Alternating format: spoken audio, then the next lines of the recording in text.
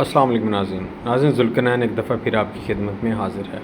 آج کا ٹاپک ہے میرا بواسیر کا، پائلز کا، کہ بواسیر کیوں ہوتی ہے۔ ایسے بندے بواسیر کو گھر بیٹھ کے ایسی کون سی ادویات ہے جس سے وہ کور کر سکتے ہیں، اس میں آپ نے کن چیزوں کا پرہیز کرنا ہے، اور کیسے پرانی سے پرانی بواسیر کا 1-2 دن میں کافی سکون ہو جائے گا۔ انشاءاللہ آج میں اس پہ بات کروں گا۔ اس میں ناظرین سب سے پہلی بات تو آپ نے جن چیزوں کا خیال رکھنا ہے، آپ نے پرہیز کرنا ہے۔ ایک تو فاسٹ فوڈ کھانا بند کر دیں، یا جو آپ تلی چیزیں کھا لیتے ہیں، اس کے علاوہ آپ جو ہے وہ کولڈ ڈرنکس کا استعمال بند کریں۔ چائے آپ نے نہیں پینی، چاول آپ نے نہیں کھانے، ٹھیک ہے۔ اس کے بعد آپ نے کیا کرنا ہے کہ چنوں کی دال، سفید چنے، اس طرح کی چیزوں سے آپ نے پرہیز کرنا ہے جو خشکی پیدا کرتی ہیں، جن سے قبض ہوتی ہے۔ ایک تو یہ چیزیں آپ جو ہیں عضلاتی سابی چیزیں، ان سے پرہیز کریں۔ دوسری بات آپ نے جو بڑی خاص چیز آپ نے دھیان رکھنی ہے کہ میڈیسن جو اس کی استعمال کرنی ہے، انشاءاللہ میں گارنٹی دیتا ہوں کہ 1-2 دن میں ہی کافی سکون ہو جائے گا، لیکن آپ نے میڈیسن جو ہے کم از کم جب تک آپ کہتے ہیں میں ٹھیک ہو گیا ہوں، اس کے 10 دن بعد تک آپ نے میڈیسن یوز کرنی ہے۔ 2 نسخے انشاءاللہ میں آپ کو بتاؤں گا۔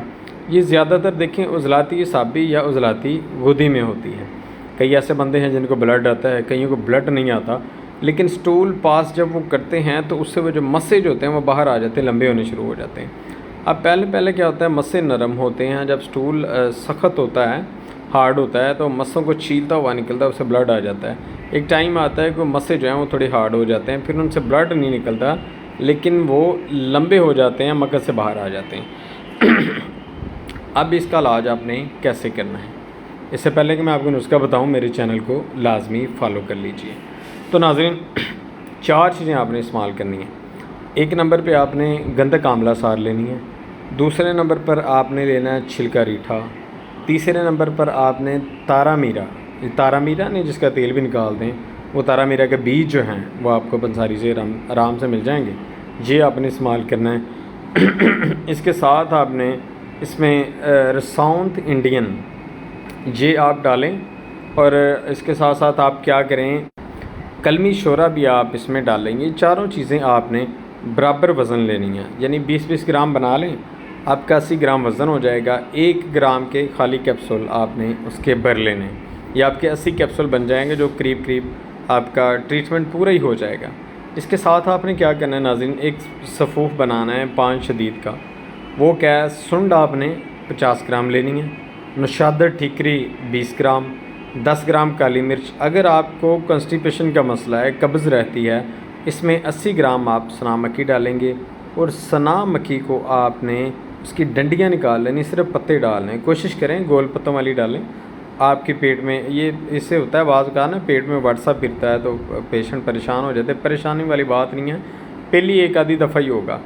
تو آپ نے کیا کرنا ہے، یہ جو کیپسول آپ نے بنائے ہیں، جو آپ کو بتائے ہیں، یہ آپ نے کھانے سے پہلے استعمال کرنا ہے۔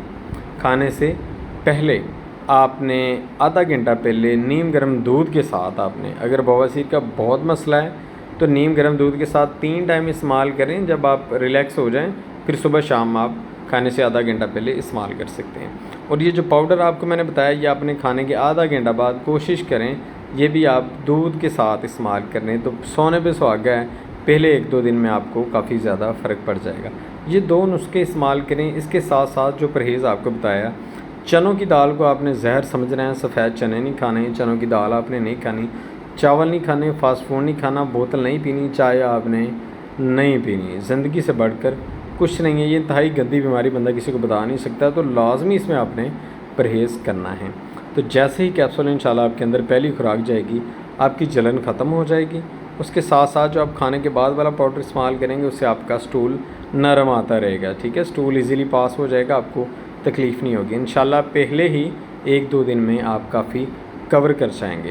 تو ناظرین یہ تھا آج کا نسخہ، میرے چینل کو لازمی فالو کریں، دعاؤں میں یاد رکھیں، یہ مکمل علاج ہے انشاءاللہ۔ اس کے بعد انشاءاللہ آپ سے بات کروں گا میں بگنڈر پہ، یہ جو بنڈر نسور جو ہوتے ہیں، زخم بن جاتے ہیں، جن سے پیپ نکلتی ہے یا وہ گندا سا مادہ نکلتا ہے، اس میں انشاءاللہ اگلی ویڈیو میں بات کریں گے، تو لازمی میرے چینل کو آپ فالو کر لیجئے۔ السلام علیکم ورحمۃ اللہ وبرکاتہ۔